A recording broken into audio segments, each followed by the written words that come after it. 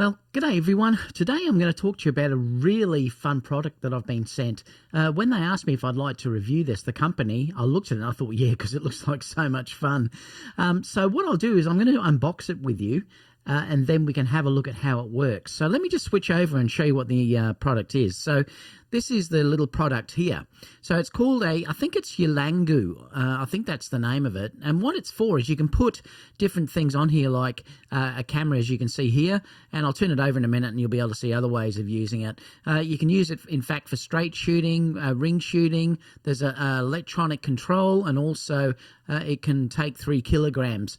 Now there's some wheels that you can see here that I'll show you that you can turn here, and that will enable you to make this to go around in arcs and things like that. So let me just turn over to the back. It's called the Lightsaber Wolf, and it's the L4X is the brand name, I think, of this, and it's just called the Autodolly. So let's have a look on the back. So on the back here, you can see that there's 3 separate speeds. There's a 1.4 centimeters a second. Speed 2 has 2.4 centimeters a second. And speed 3 is 3 centimeters a second. The wireless remote will go for 6 meters. And the standby time of the remote is 24 months. Charging time is 3 hours. And the lifetime of the battery charge is 6 hours. And the maximum load bearing is 6 kilos. Now you can see here how it turns around in an arc depending on how you set the wheels, and you can also see you can put mobile phones on it and things like that too. So, well, what we'll do is we'll have a look and I'll open the box up for you. Okay, so let me just put that down there. It's just got a warranty card. If we take this out, there's a little instruction manual here for the Autodolly, it says, and then I suppose these are spare rubber wheel. It's a replacement for that in case if that breaks down. Just a quality control sticker. It's got a USB. I think it's the same as the Sony one, actually. The Sony connector to charge it up. And then there's a remote control, which is here. It's got replaceable batteries, so you can take them out as well. And then the unit itself is here. And you get a spare... oh no, you don't, it's the only one. This is to actually put into the mount at the top so you can connect your camera or anything like that to it. So how this works, it's made of solid metal, so the build quality is really nice when you're looking at it. It has these little rubber wheels. I suppose that will make it so that it goes a little bit smoother on surfaces. And then all you do is you just open this up like that. Now, depending on the angles, if you have it like this, it will just go straight. Now, it won't move at the moment because it's got to be turned on. It's electronic. So it will go straight. And then obviously if you turn it like this, it will go around in different ways. You can see it will do that though. So you can have it arcing and things like that. This is the stuck bit because that's what the motor will run from. Now on this side here, this is how you, I think, will control your speed selector. This is probably to go forwards or backwards. Like I said, I'll have to look at the manual. And this will be your charge indicator or your speed indicator. It's probably your speed, actually.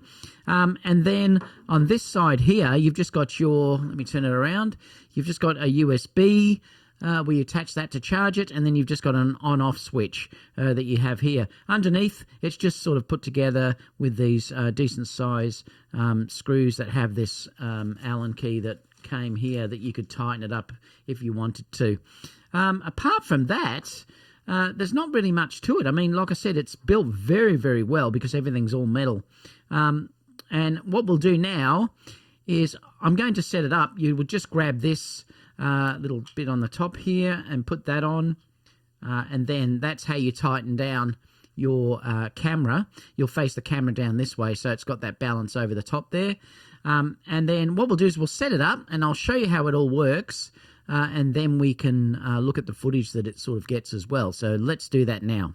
Now you can just mount this onto the mount that they gave you, but I've put a tripod head on here.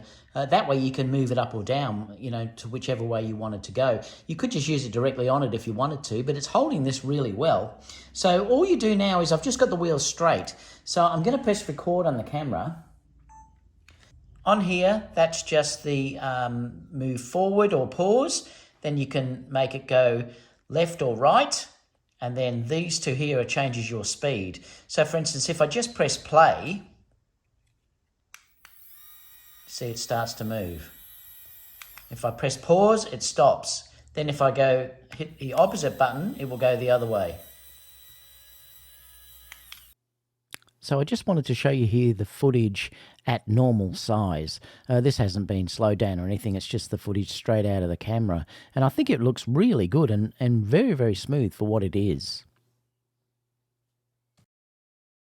Okay, so now what I've done is I've moved the wheels slightly in, so it's going to go around it now and keep it in the center of the frame or as close as possible. So I'm going to be quiet and just listen to the sound that this has. It's not too bad because the iPhone's very close to this. I mean, you wouldn't want to use it in an interview scenario, but for this sort of thing where you're just doing B-roll and things like that, it's really good. So you could do this completely 360 degrees around the object. What I've done now is I've brought it so it's nice and close, and it's just going to spin around it. So if I go... So depending on how much you move the wheels, it'll become a tighter and tighter circle. Turn it the other way. And you could just keep going and do a complete 360 if you wanted to. And you can make the circle really tight if you wanted to move the wheels right in.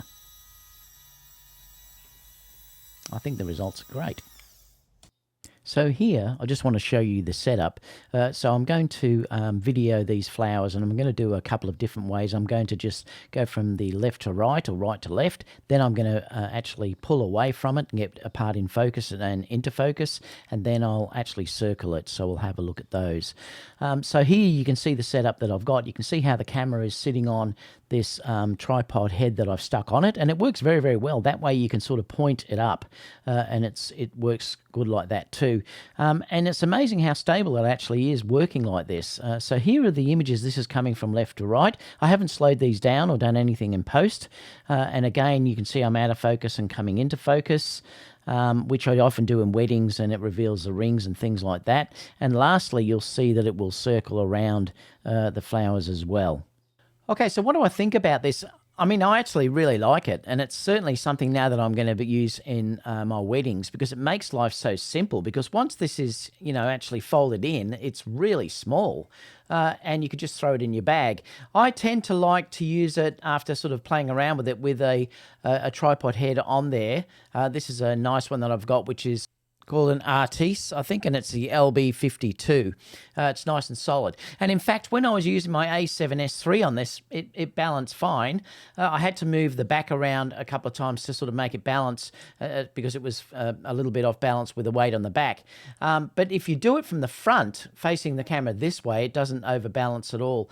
I found that if it was going to overbalance, you can take this off and then mount it lower. Now, you could use something like this, which is just a Arcus Swiss plate mounted directly on the bottom, and then the center of gravity is lower so it won't tip over. But the footage I've got from this is really good. Like, it's really stable as long as you've got a stable top or something that's smooth to do it on. You could take a piece of melamine or something like that if you wanted to, a flat piece of wood that you could use so it would run very smooth in case if there was nothing you could put it on that would, run smoothly. It's great. And in fact, you can also use this with an iPhone, and I'll just show a little bit of I'll show an image of that to show you how that would look as well. So you could use this just with an iPhone setup as well. So thank you so much, YELANGU, for sending me this. I hope that's how you pronounce the name. It's certainly a keeper. It's terrific. I was in no way asked to give a positive review, and I wouldn't do that. And they didn't ask to see the video before I posted it. It worked great. The only thing I really didn't show was the differences in speed, because they are sort of minor, but they do make a difference when you're looking at the filming itself.